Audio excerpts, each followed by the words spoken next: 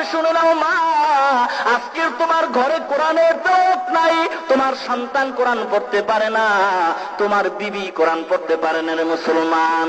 আজকের দেখো যেই সন্তান কোরআন তেলাওয়াত করে ওকে কত মানুষ মোহাব্বত করে, হাফেজ সাহেব বলে ডাক দেওয়া হয়। পবিত্র রমজান মাসে খতমে তারাবির ভিতরে এত সুন্দর তেলাওয়াত করা হয়, যেই তেলাওয়াতের ভিতরে মানুষের অন্তর নরম হয়, চোখ থেকে পানি বের হয়। এই তেলাওয়াতের ভিতরে আল্লাহর রহমত বান্দার অন্তরে নাজিল হয়। ঠিক কিনা জোরে কর।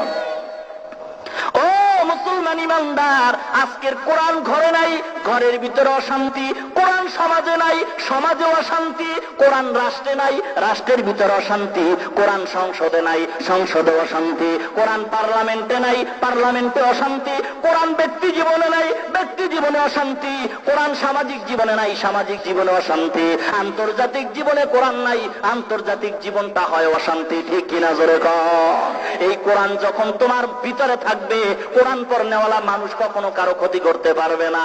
যার ভিতরে কোরআন আছে তার ব্যক্তি জীবন ভালো, ব্যক্তি জীবন যার ভালো তার দ্বারা সামাজিক জীবন ভালো হয়, যার দ্বারা সামাজিক জীবন ভালো হবে এর দ্বারা রাষ্ট্রীয় জীবন ভালো হবে, রাষ্ট্রীয় জীবন যাদের দ্বারা ভালো হয় এদের দ্বারা আন্তর্জাতিক মান সুন্দর হয়ে যায়। ঠিক কিনা জোরে কর।